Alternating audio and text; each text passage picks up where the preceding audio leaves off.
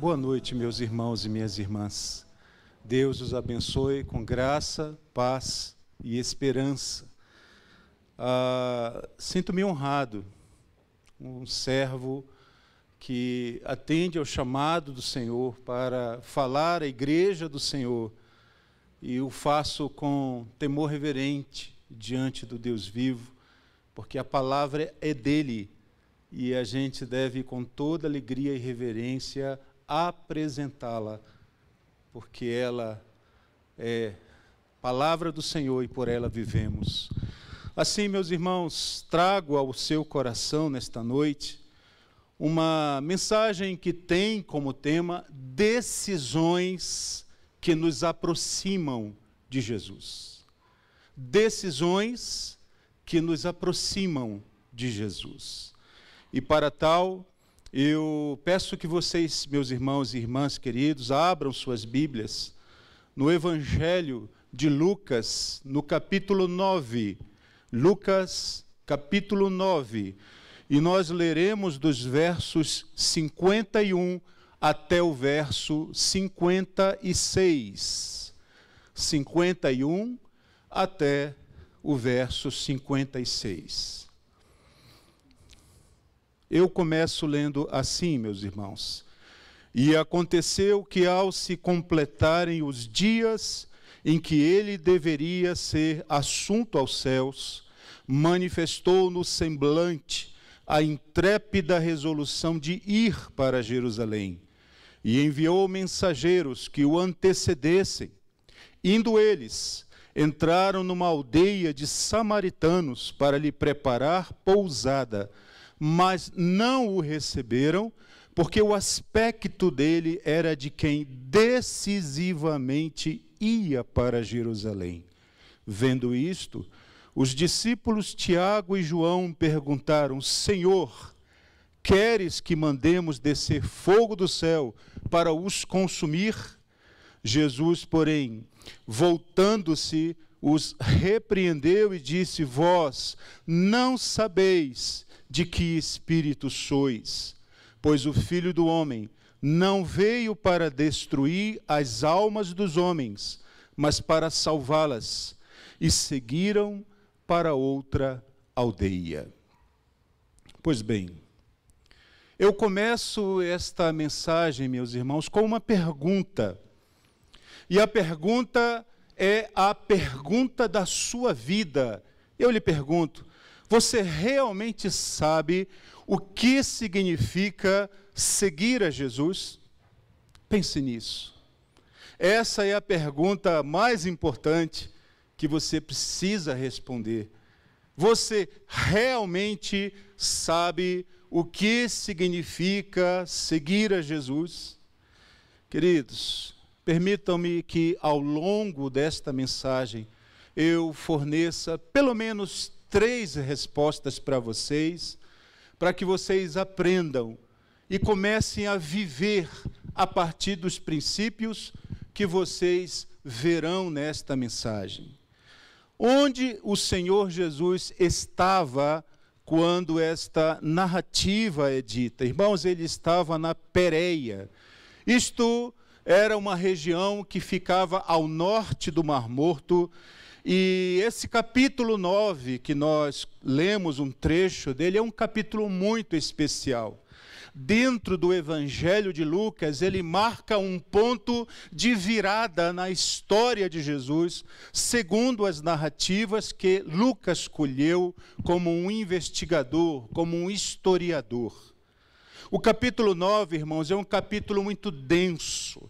Ele tem várias histórias, e entre elas a gloriosa história da transfiguração, quando o Senhor Jesus Cristo, lá no Monte Tabor, ele recebe então, através de uma visitação espiritual na sua transfiguração, e isso é presenciado por Pedro, Tiago e João, e eles veem como se estivesse lá Moisés e Elias, e nessa conversa eles ficam ali tomados de grande temor, temor reverente por causa da glória do Senhor que estava ali manifesta naquelas pessoas, principalmente o Senhor Jesus Cristo. Amados irmãos, eu fico com uma curiosidade muito grande, e talvez você, quando passou por este texto, de se perguntar o que foi que eles conversaram, qual foi o tema desta conversa, porque foi importante o representante da lei e dos profetas estarem junto com o Senhor naquele momento.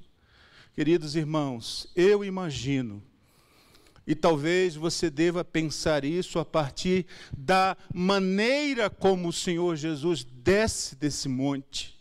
Irmãos, eu imagino que o tema daquela conversa girou em torno de Jerusalém, girou em torno da cruz, girou em torno da convergência profética que se via em todos os profetas que indicavam o caminho da cruz. Girou em torno da grande convergência que na lei se via e que apontava para o Redentor. Meus irmãos queridos, este texto é um texto denso, porque diz-nos, irmãos, que a cruz, então, estava sempre na cogitação do coração de Jesus. E diz-nos o texto, irmãos, que ele desce resoluto. E olha, meus irmãos, fala aqui o verso 51, e aconteceu que ao se completar os dias em que ele deveria ser assunto aos céus, e ele seria assunto aos céus depois da crucificação, depois da ressurreição, depois de todo aquele sofrimento que ele teria, depois dos julgamentos que ele experimentaria, depois da flagelação que ele experimentaria. Pense nisso. Os tempos estavam sendo abreviados.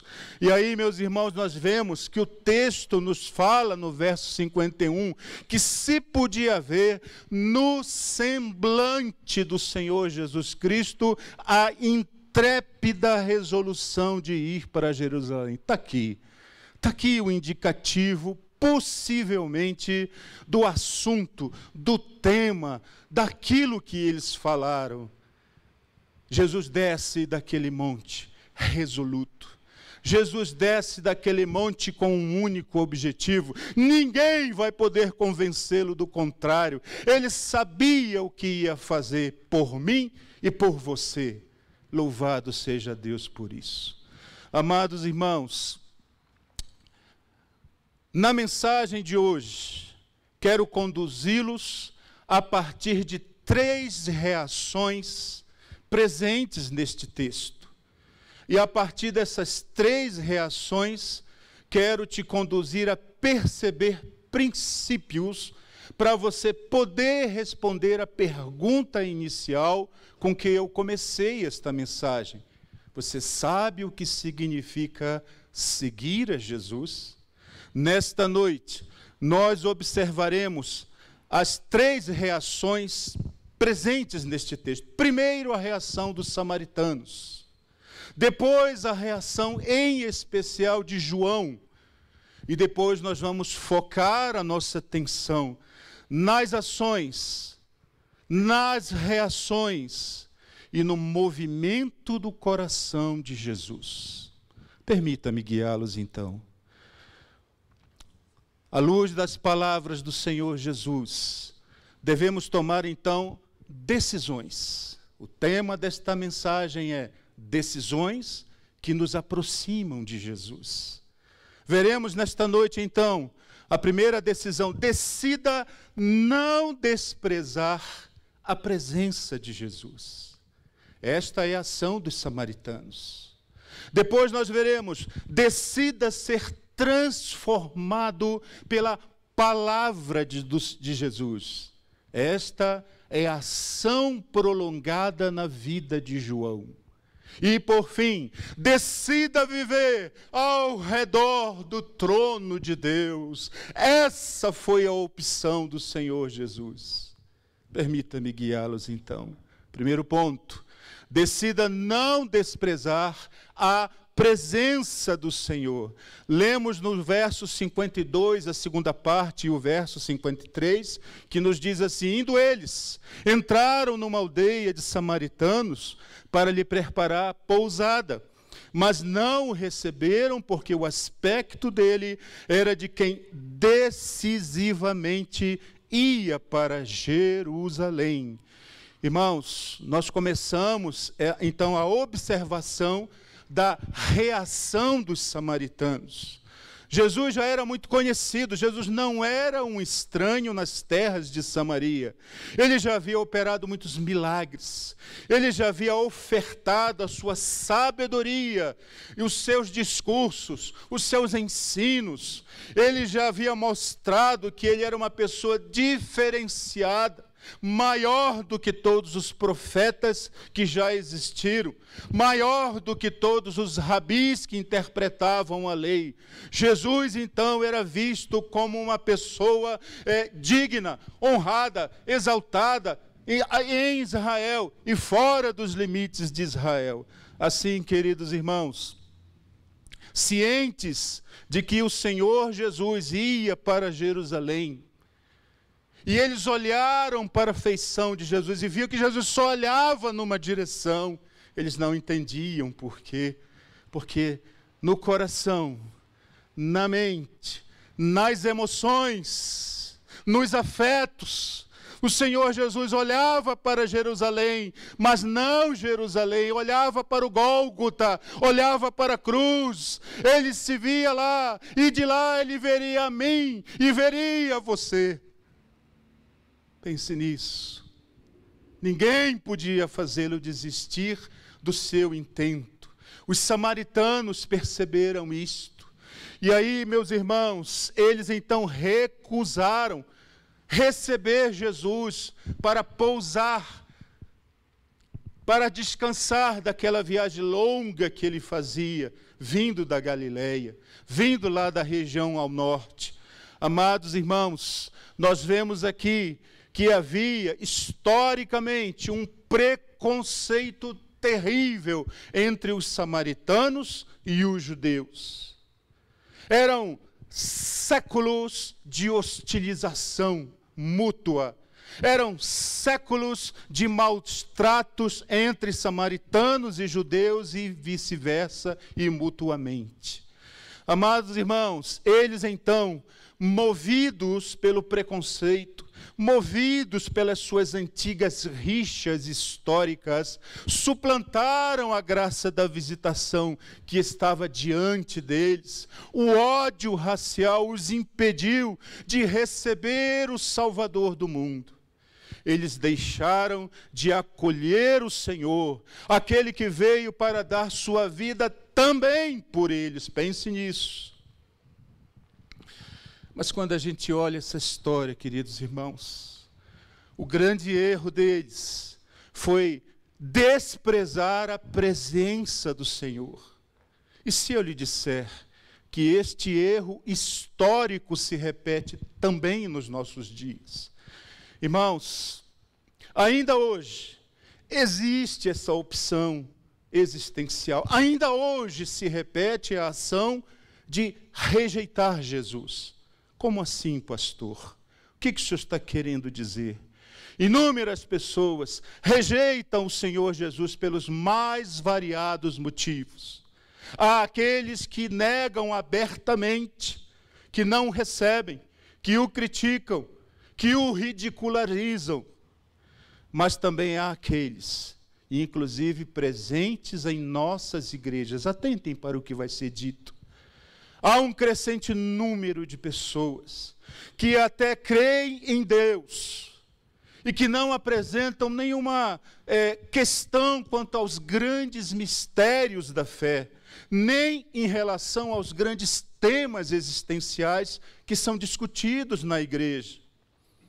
Essas pessoas até cantam, oram, chegam a contribuir, são religiosos, gostam de conversar sobre temas religiosos, está dentro da sua busca, talvez seja para não perder uma identidade cultural. Contudo, meus irmãos, a relevância de Cristo, a sua vida, morte, ressurreição e a devoção pessoal resultante desse relacionamento íntimo com o Senhor é praticamente nula. Tornaram-se, por suas opções existenciais, ateus modernos. Aqueles para quem Deus não é mais relevante em sua rotina, em sua vida cotidiana, estão com as agendas cheias, cheias de compromissos, cheias de encontros, mas pouquíssimo tempo para encontrarem-se com o Senhor da vida. Vidas ocupadas, entulhadas, que não cabe espaço para Deus. Queridos irmãos, diante desta terrível realidade existencial em nossos dias, nós devemos considerar seriamente, à luz da palavra do Senhor, devemos sondar o nosso coração para ver se a apatia, se a acomodação não tomaram conta do nosso coração e da nossa mente. Devemos sondar os nossos corações para ver se ainda temos disposição para entregar nossas vidas à causa do Evangelho. Devemos sondar o nosso coração para ver se ainda nos deixamos consumir por aquela chama apaixonada que o Espírito planta no nosso coração, para sermos guiados por uma ardorosa paixão e zelo pela igreja do Senhor. Devemos sondar o nosso coração para ver se ainda queremos viver com integridade, honrando o chamado que o Senhor nos fez e a vocação que Ele nos concedeu.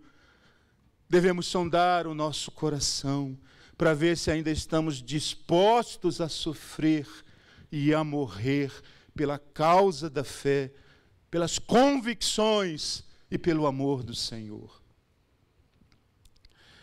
Não feche a porta do seu coração, como fizeram os samaritanos. Os samaritanos, movidos por outras razões, perderam naquele tempo o tempo da visitação. E é possível que muita gente também esteja fechando a porta do seu coração, tornando-se uma pessoa meramente religiosa, mas com pouquíssimo ou nenhum relacionamento vivo com o Senhor. Então, respondendo à pergunta, você sabe o que significa realmente seguir a Jesus? A primeira coisa que eu quero que você veja é que seguir a Jesus é jamais desprezar a presença do Senhor. Mas um segundo princípio que eu quero que você veja, e agora a nossa atenção se volta para João. Primeiramente, nós vimos as ações dos samaritanos, e dela aprendemos que não podemos repetir o seu erro. Precisamos entrar numa relação viva com o Senhor. Mas agora, olhando para João, e onde nós enxergamos João, o discípulo, neste texto? Veja, os versos 54 e o verso 56 que nos diz: vendo isto, os discípulos Tiago e João perguntaram: Senhor, queres que mandemos descer fogo do céu para os consumir? Jesus, porém, voltando-se, os repreendeu e disse: vós não sabeis de que espírito sois, pois o Filho do Homem não veio para destruir as almas dos homens, mas para salvá-las. E seguiram para outra aldeia. Irmãos, este segundo ponto é: decida ser transformado pela palavra do Senhor. Você lembra qual é o tema desta mensagem? Decisões que nos aproximam de Jesus. Segunda grande decisão da sua vida: decida ser transformado pela palavra do Senhor. Perceba o que o texto então nos diz, meus irmãos, concentrando a nossa atenção em João. Irmãos, quem era João? Quem era Tiago que aparece nesse texto? Eram filhos de Zebedeu. Tiago e João inicialmente eram discípulos de João Batista. Foi quando Jesus começa o seu ministério, é que eles então mudam de João Batista para seguir a Jesus. E é interessante, meus irmãos, que eles chegam muito legalistas, não é? Eles eram chamados e apelidados de Bonerges, que isto quer dizer filho do trovão. A gente já imagina, né? Nervosos, pavio curto, você não podia falar nada que já tinha uma resposta. E aí, meus irmãos, eles queriam, então, segundo o texto que nós lemos, queriam revidar a ofensa que aqueles samaritanos daquela aldeia tinham feito a Jesus. Eles se viram para Jesus e dizem: Senhor, o Senhor quer que a gente mande descer fogo do céu?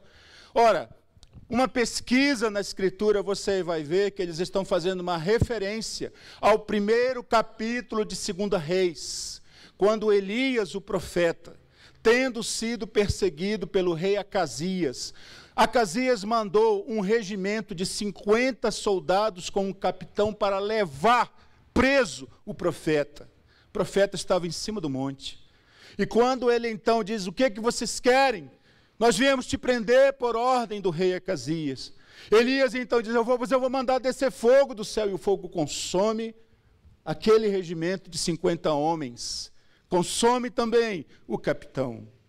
A notícia chega até o rei, e o rei manda um segundo regimento, 50 homens, mais um capitão. De novo, Elias ora, o fogo desce do céu e os consome.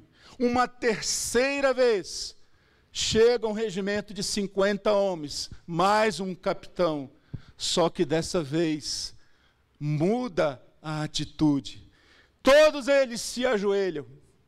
E o capitão humildemente diz: não destrua, não manda descer fogo do céu, porque nós estamos aqui cumprindo ordens. Ao que o Senhor diz para Elias: agora você pode descer, porque eu garanto a tua segurança. Irmãos, esta história chega até os discípulos. E João, então, tentando ver-se como um novo Elias, acha que tem poder para descer fogo do céu sobre aqueles que rejeitaram a Jesus. Mas, irmãos, o texto nos diz que o Senhor, então, os repreende.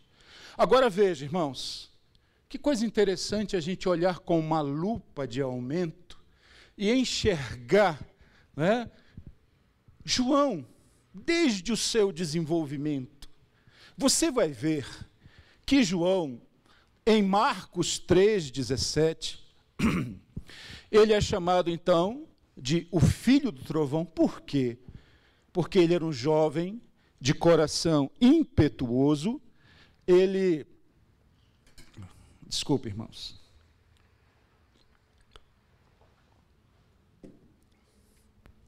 Ele é um jovem de coração impetuoso, intempestivo, inquieto, irascível. Marcos 3,17 vai nos dizer que é ali que eles são conhecidos por este apelido. Ele é um jovem inquieto.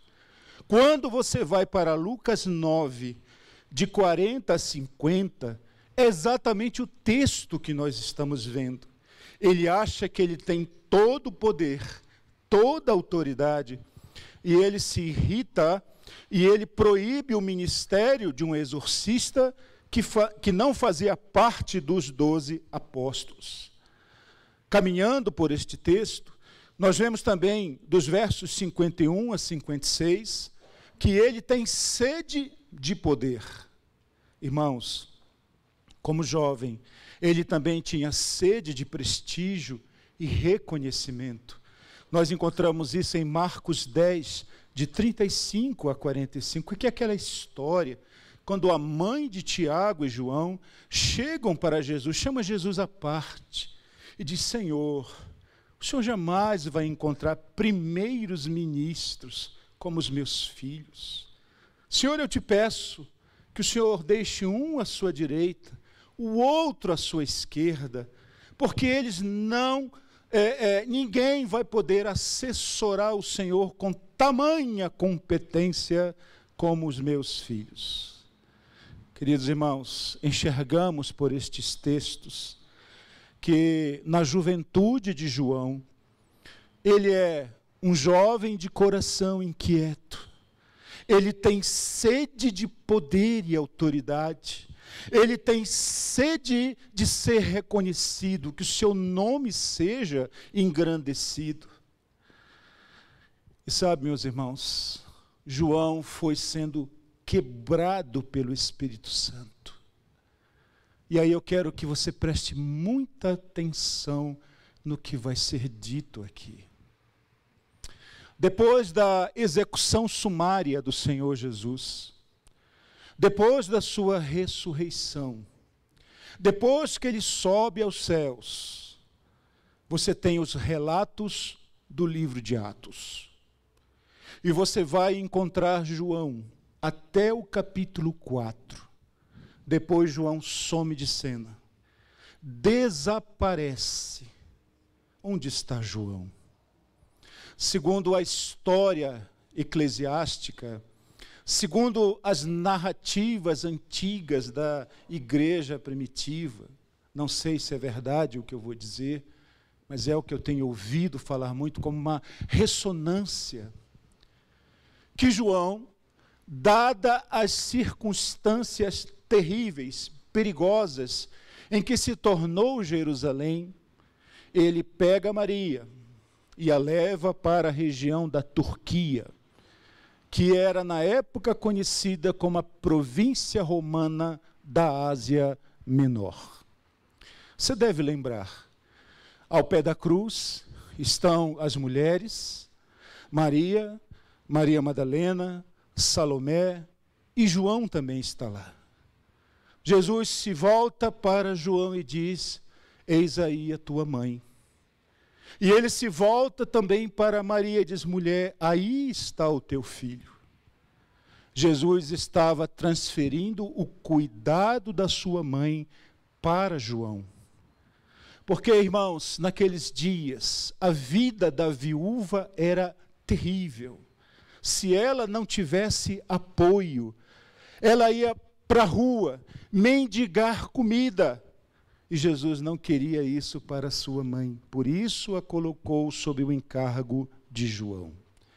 Quando a situação ficou difícil, perigosa, hostil demais para a igreja do Senhor, João some de cena. Provavelmente levou com ele Maria para um lugar mais seguro. E aí a história vai se desenvolvendo. Os grandes apóstolos foram morrendo, martirizados pelo Império Romano. No final do século I, João reaparece como um idoso. Já não era mais aquele jovem, já não era mais aquele jovem cheio de necessidades, angústias no coração, sede de reconhecimento, de poder. Irmãos, como é que nós sabemos que este ancião que aparece está diferente do começo da sua caminhada cristã? Por uma evidência extraordinária. Ele escreveu, no final do primeiro século, o Evangelho de João. Ele escreveu as 3 cartas universais. Ele escreveu o Apocalipse. Irmãos, o nome João não aparece no Evangelho. O João que aparece é João Batista. Pense nisso. Para alguém que tinha tanta sede de reconhecimento, de relevância, agora não aparece mais. Então, como é que João se refere a si mesmo no Evangelho? ele se autodenomina como a fiel testemunha.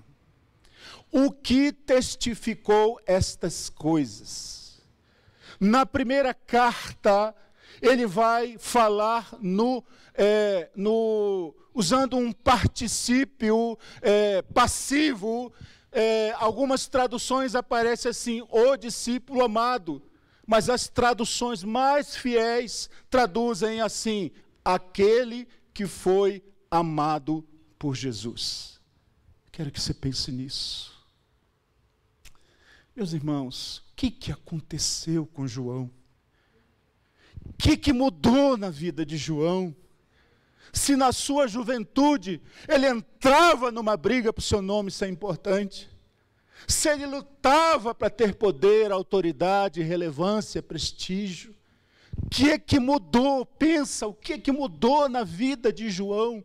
Que ele chega no final da vida dele, e ele diz que o importante na vida agora não é ter nome, não é ter prestígio, não é ter poder, mas é ter sido amado por Jesus. Este é o seu valor. É isso que ele diz que é o importante da sua vida. O que aconteceu com João? Jovem, você que está aqui. Senhor, meu irmão, idoso, idosa, prestem atenção, porque João fala ao nosso coração para nos entregar um segredo vital aqui. Você lembra do que Jesus falou para ele, quando o repreendeu? O Senhor falou assim, você não sabe de que espírito você é. Ah, meus irmãos, como isso tocou fundo no coração de João. Essa pergunta de João provocava em João um autoexame profundo, todos os dias, a todo momento. Quem sou eu, Senhor? Lembre-se que eu disse que João também foi discípulo de João Batista. Há uma expressão no Evangelho de João que só aparece no Novo Testamento, exatamente no Evangelho de João. Está lá no capítulo 3, quando João, recordando o que João disse, ele disse, importa que ele cresça e que eu diminua. Você só vai ver isso no Evangelho de João. Irmãos, essa impressão de João Batista e a pergunta de Jesus, palavra do Senhor, aplicada eficazmente pelo Espírito Santo no coração de João, o incomodaram. 70 anos depois, João reaparece num cenário quando a igreja corria o sério perigo, não apenas das perseguições romanas, mas das heresias que estavam entrando na igreja. João tem que se levantar como a última testemunha fiel. E como ele reaparece? Com um coração transformado. Como alguém que aprendeu ao longo deste tempo de silêncio a diminuir para que Jesus aparecesse. Ele podia dizer depois de 70 anos, eu sei o que significa seguir a Jesus.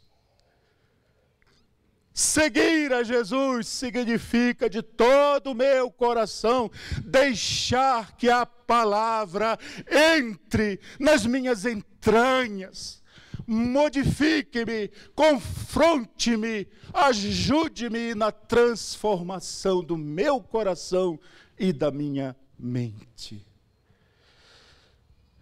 Respondendo à pergunta inicial deste sermão, você sabe o que significa seguir a Jesus?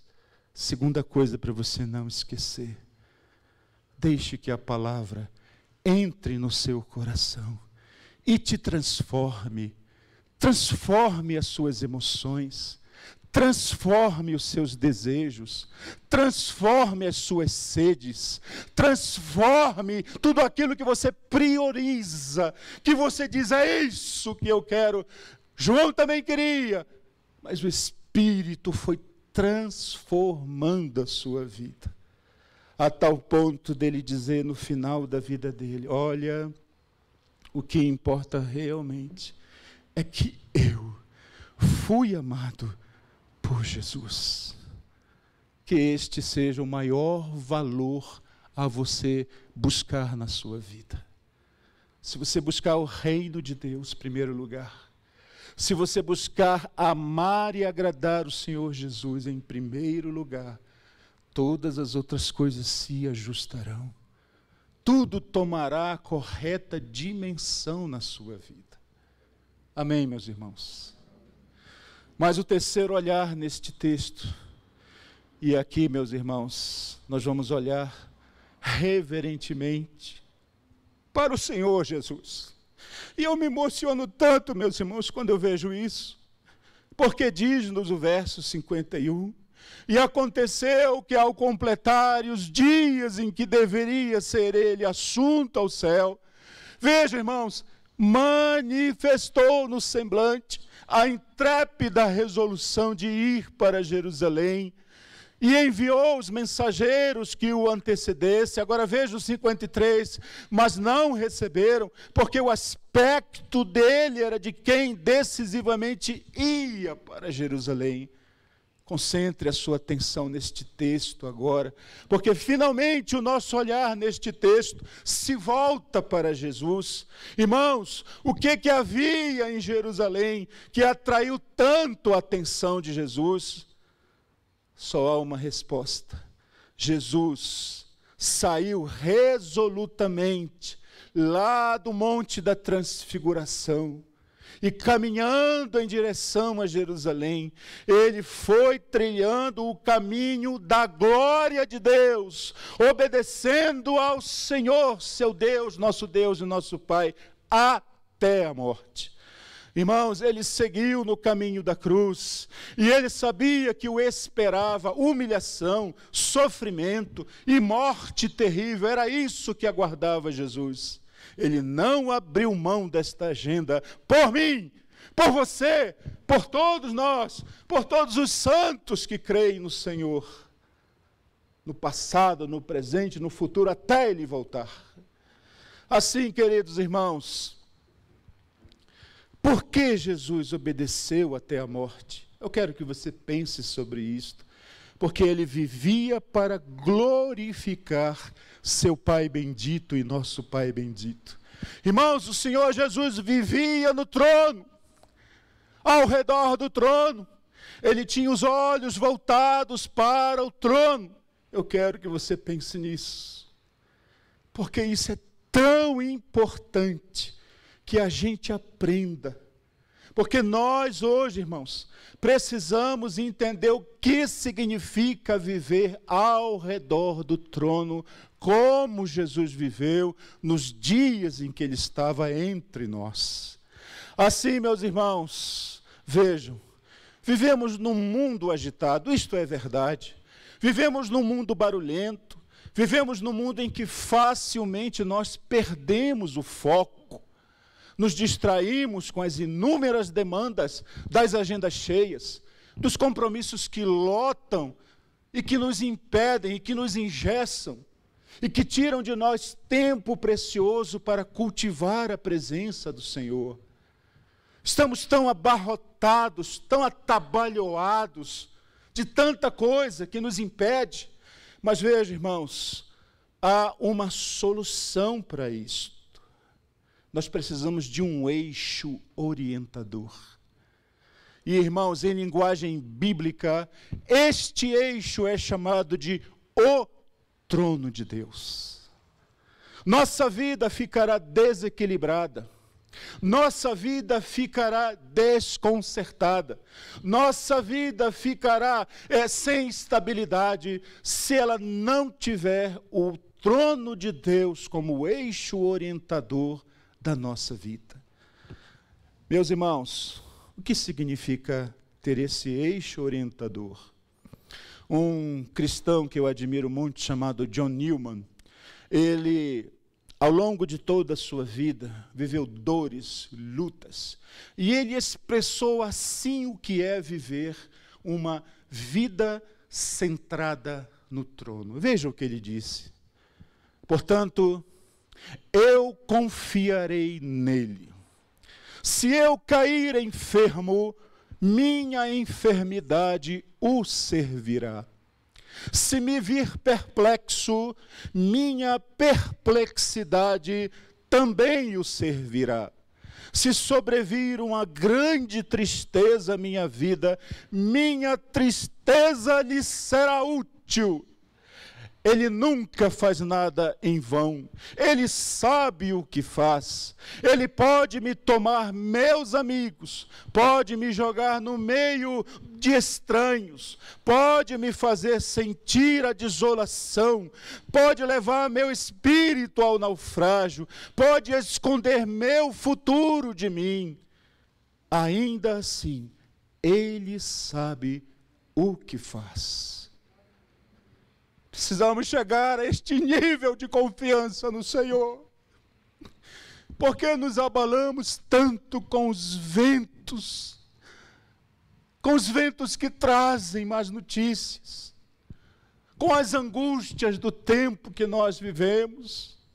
Precisamos desta fé inabalável, porque encontrou o seu eixo no trono de Deus. Se tivermos o trono de Deus, nada nos abalará. Irmãos, a verdadeira vida tem um centro, e este centro é o trono de Deus, Deus se encontra neste trono, assentado, reinando, dirigindo, julgando, dispensando bênçãos, ofertando dádivas. Ele reina com justiça, bondade e retidão. Mas nós podemos fazer uma outra escolha a despeito de todo este apelo. Nós podemos viver sem o trono. Nós podemos dizer que não precisamos do trono de Deus como o eixo equilibrante da nossa vida. Nós podemos nos colocar à mercê de propagandas, das mentiras, das ilusões, dos enganos do nosso tempo. Sem este centro, nós somos vulneráveis a todo tipo de manipulação. Sem este centro, nos entregamos a toda forma de desejo. Nos curvamos aos falsos deuses e ídolos que nós construímos. Nós estamos continuamente presos e escravizados por causa de tudo aquilo que nós nos permitimos passar. Sem um trono para adorar, vivemos num vasto mundo adoecido. Viveremos num vasto mundo adoecido, sem nenhuma direção segura. Precisamos viver em obediência ao seu chamado. Precisamos voltar a crer que a sua vontade é boa, perfeita e agradável. Mesmo quando tudo conspirar contra a bondade e o amor do nosso Deus.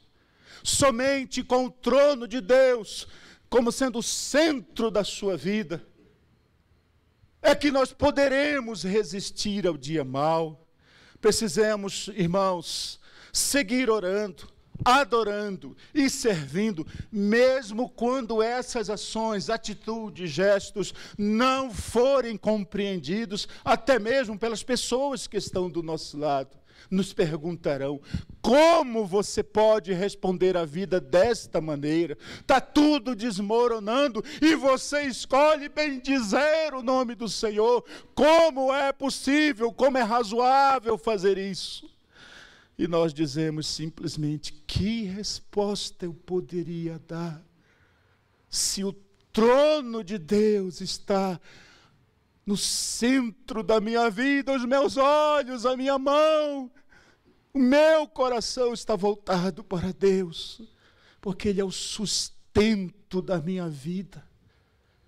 Irmãos, não nos entenderão, nos criticarão, não acharão razoabilidade nas nossas ações, mas somos chamados pelo Espírito de Deus a sermos testemunhas da vitalidade do Evangelho vivo.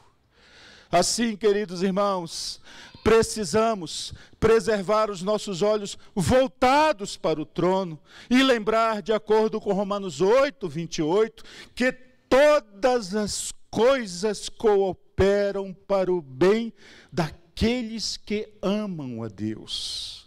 Ah, como isso traz consolação no dia da angústia.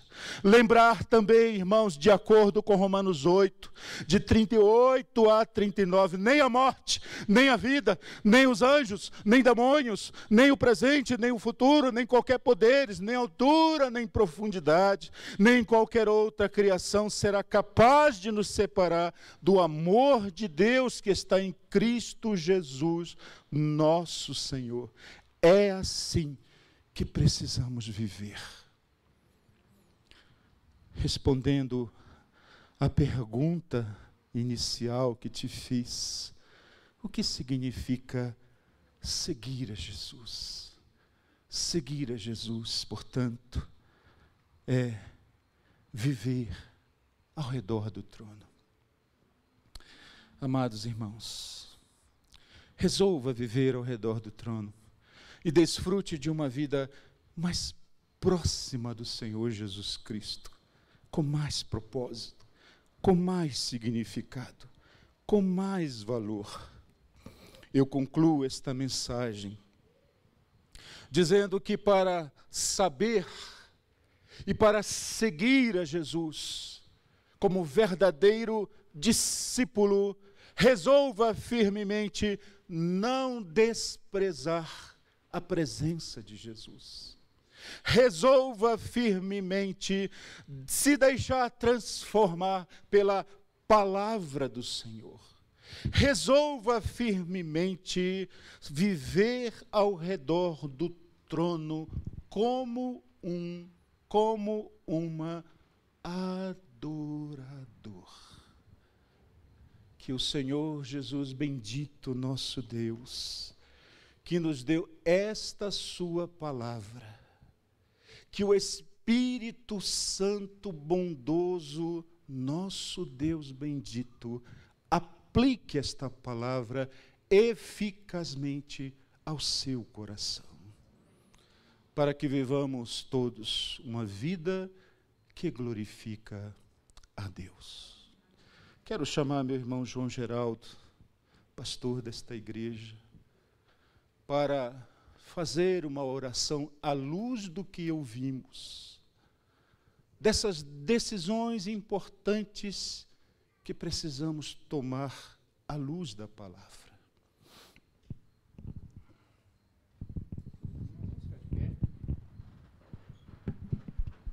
Vamos ficar de pé. Resumo assim: apreço sim, desprezo não. Transformados sim, estáticos não. Trono de Deus sim, tronos pessoais não. Que Deus nos ajude a termos apreço, a sermos transformados e a andarmos ao redor do trono de Deus. Pai bendito, obrigado pela tua palavra, louvado seja o teu nome. Obrigado a Deus porque aprendemos nessa noite a importância de seguir a Jesus Cristo.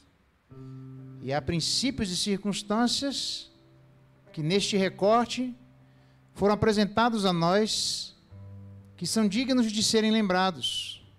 Se existe alguém aqui, ó Pai, que ainda não entendeu a importância de sermos afetuosos, de termos apreço por Jesus Cristo, a importância não somente disso, mas de sermos transformados pela Tua Palavra, e a importância, diante das vicissitudes da vida, de termos os nossos olhos fixos no trono de Deus. Dá-nos graça para que a nossa caminhada se reflita nisso, nos aspectos positivos e não negativos. Os negativos foram apresentados para mostrar para cada um de nós que nós não devemos escolher esses caminhos. E que é possível sim, à luz dessa perspectiva, ó Pai, andarmos nessa vida andarmos diante das tribulações, das angústias, das inquietações da nossa alma e das almas de nossos irmãos e da nossa volta, e temos segurança interna, temos paz interior, porque o reino de Deus não é comida nem bebida, mas paz e alegria no Espírito Santo. Dá-nos essa alegria como igreja tua. Se existe alguém aqui que ainda não se aproximou de ti, que seja atraído pelo Senhor nessa noite para viver ao redor do trono de Jesus. Aquele que, de acordo com o Apocalipse, nós aprendemos, ó Deus, que Ele reina no seu trono e as pessoas estão lá ao redor do trono, servindo continuamente na sua presença. Nós queremos fazer isso o dia que o Senhor nos chamar, mas queremos fazer isso agora, enquanto o Senhor não nos chamar, para que a nossa vida, de maneira ininterrupta, seja uma vida de serviço, uma vida de entrega, uma vida de afeto, uma vida de transformação. Éramos alguém, à medida que andamos diante do Senhor, seremos pessoas que nem sequer nós imaginamos que poderíamos ser, mas que somente pelo resgate celestial, aquilo que nós não conseguimos, mas o Senhor consegue por Cristo Jesus. Transforma essa igreja, Pai, em nome de Jesus. Transforma cada um de nós em nome de Jesus. A cada dia mais, ajuda-nos, de repente, a sairmos de cena e a voltarmos algum tempo depois, entendendo que o que importa é ser amado por Jesus. Revigora nossas prioridades. Rearranja os nossos afetos e pensamentos. Redistribui, ó Deus, aquilo que nós temos de prioridade na nossa vida, para que nós reflitamos o Senhor, para que nós sejamos a cada dia mais parecidos com Cristo, o nosso irmão mais velho. Obrigado pela tua palavra. Nós não queremos sair daqui diferentes. Obrigado pela tua palavra. Vocês não sabem de que espíritos vocês são, como isso incomodou João, como deve incomodar a cada um de nós. Como a gente deve voltar para casa com a cabeça no travesseiro, pensando de que espírito nós somos, afinal de contas. Ainda que leve tempo para aprendermos isso, que o Senhor nos dê o tempo necessário, ainda em vida, para experimentarmos de que espírito nós somos. Nós somos do Espírito do Senhor. Nós somos do Espírito de Jesus Cristo. Nós não somos mais do Espírito que agora atua nos filhos da desobediência, mas somos escravos teus, escravos voluntários. Então fala o que o Senhor quer e nos dá espírito humilde para obedecer. Aponta o caminho que nós iremos. Mostra a diferença no coração que nós a cada dia passaremos a ter mais e mais afeto por Ti. Seremos apegados fortemente ao Senhor. Obrigado pela Tua palavra. Despede-nos na Tua paz e ajuda-nos dia após dia a sermos não o primeiro João, mas o segundo João. Aquele que entendeu, aquele que percebeu, aquele que mudou. Aquele que as pessoas até atribuem como sendo um João que nem existia, mas de fato é um João que deixou de existir. Um novo João se apresentou. Que novas Marias, novos Josés, novos Carlos, que novas pessoas surjam a cada dia nessa igreja. Obrigado, Deus, despede-nos na Tua paz e leva-nos em segurança e que Teu Espírito vá junto conosco, incomodando o coração de cada um de nós. E agora, irmãos, que a graça de nosso Senhor Jesus Cristo, o amor de Deus, nosso eterno Pai, a comunhão, a consolação e a bênção maravilhosa do Espírito Santo de Deus estejam com vocês, irmãos, hoje e pelos séculos dos séculos, com todo o povo de Deus. Amém.